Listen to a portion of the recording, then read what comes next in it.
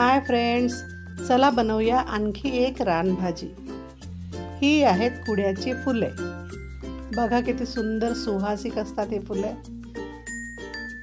तर आपण आज याची भाजी बनवणार आहोत। तर चला आपण सुरुवात करूया। या फुलांना कसं साफ करायचं आहे ते बघा।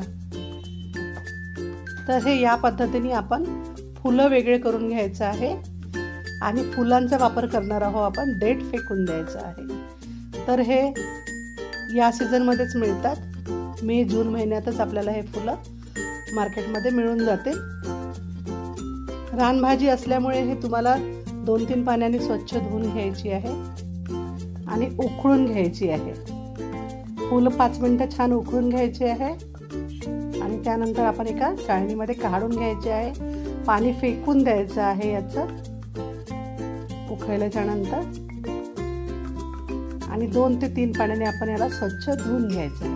म्हणजे उकळल्याच्या नंतर, उकळायच्या अगोदर पण धुवायचं आहे आणि उकळल्याच्या नंतर पण 2-3 पाण्याने आपण स्वच्छ पाण्याने धुवून घ्यायचे आहे।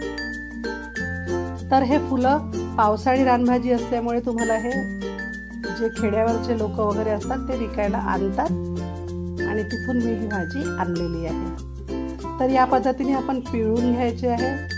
बघा एवढ्या फुलांमध्ये पिळल्यानंतर बघा किती थोडेसे झालेत फुलं। तर आता हे मोकळे करून घ्यायचे सर्व फुलं।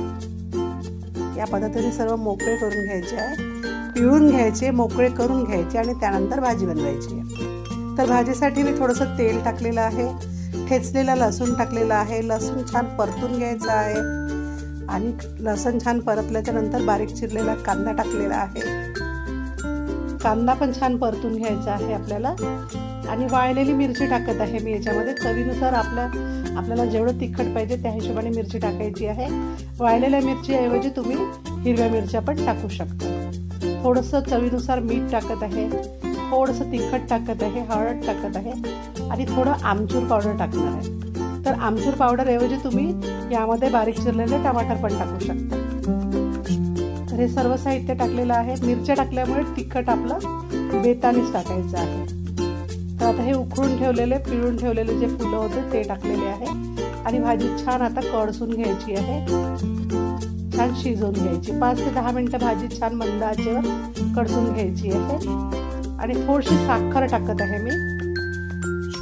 साखर टाकून आपण म्हणजे आंबट गोड चवीची ही भाजी आपण तयार केलेली आहे। छान कळसून घेतलेली आहे, भाजी छान तयार आहे। सांबार अवेलेबल असेल तर तो पण टाका। तर आता ही कुड्याच्या फुलाची भाजी आपली तयार आहे। व्हिडिओ बघितल्याबद्दल धन्यवाद।